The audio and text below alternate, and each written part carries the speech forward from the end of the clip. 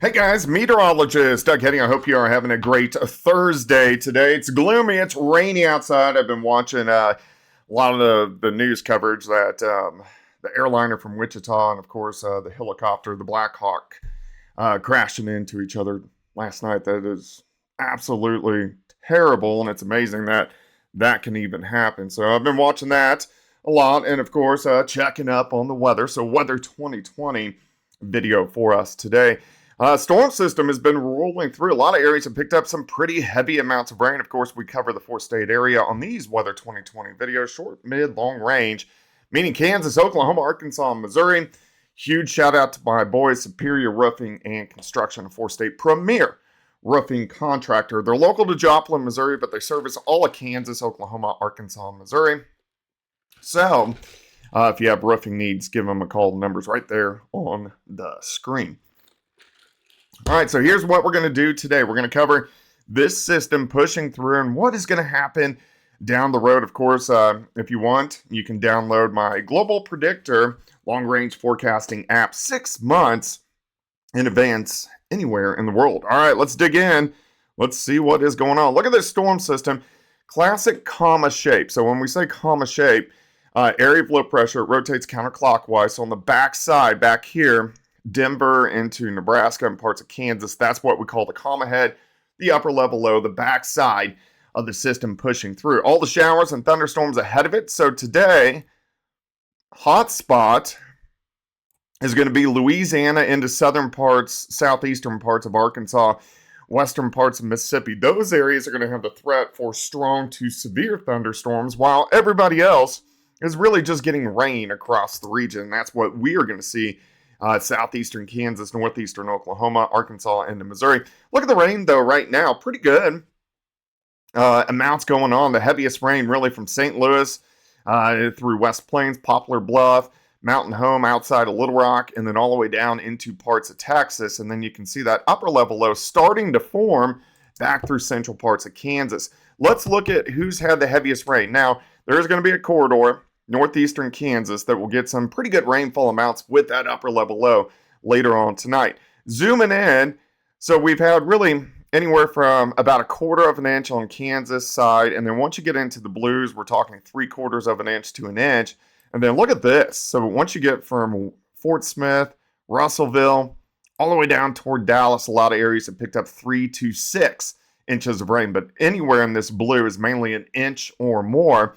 So pretty good rainfall amounts, especially along and south of the I-44 corridor over the overnight hours last night. All right, let's go into the afternoon. Heaviest rain pushing east, southeastern Missouri, north central, northeastern parts of Arkansas. But look at the upper level low developing. Notice all the temperatures. Everybody's well above freezing.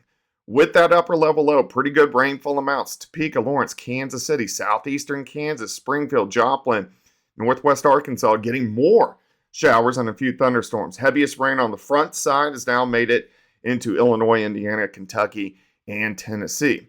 As we go through the night, notice how that upper level low pivots counterclockwise. So this band of rain will start to drift back toward the south and to the east. So here's 3:30 in the morning. Band of rain weakens and pulls back through. So more rain, southeastern Kansas, southwest Missouri. Rain starting to cut off now in Kansas City, and then it extends all the way up toward Chicago. As we go into Friday afternoon, the showers start to press east. Sunshine returns. Kansas and Oklahoma, not a bad day. High temps, low to mid 50s, but on the Missouri side, a little bit cooler. Clouds and showers sticking around. Let's go all the way into Saturday morning. This system is gone, setting up for the weekend. First weekend in a long time with no NFL football, which is kind of crazy, but get outside, enjoy it. Look at this, 55 KC, 68 Oklahoma City, 64 in Fort Smith, West Plains, up to about 55 degrees. All right, additional rainfall from this point on.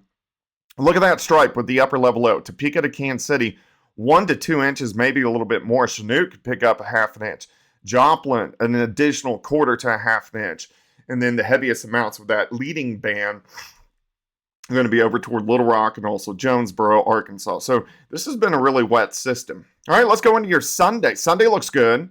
Look at this. Temps, 60s. Oak City, 73, 66 in Little Rock, 61 in Jeff City, 55 in Topeka. As we get into next week, we start to get a little bit more active stretch of the pattern. It really picks up here in about 2 weeks once we get into mid-February. We have a system Tuesday night into Wednesday. We're going to be right along that freezing line, so we're going to have to watch for some of a wintry mix, especially once you get up toward Topeka, Kansas City, maybe as far south as Joplin, but periods of showers working through. Cold front sinks in, so there could be a little bit of a wintry mix and rain. So this is going to be late Tuesday, Wednesday, and Thursday. So we'll start to focus on that system down the road. Then we get a little bit of a break, and then we have another storm system which is going to move in by Super Bowl weekend that will give us chances for rain and also maybe a little bit of wintry weather as well. Then there's another system right behind it. So we're going to stay fairly active.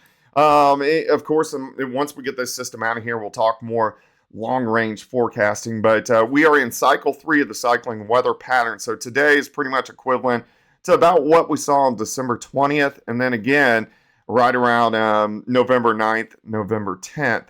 If you remember back one cycle ago, once we got to about New Year's, the beginning of January, it was pretty active. So that's the stretch we're going to get into here. And again, in about a week and a half to 2 weeks. And of course, I'll do a long-range forecast as well on future videos. But I hope you guys have a fantastic Thursday. Stay dry, and we will chat tomorrow.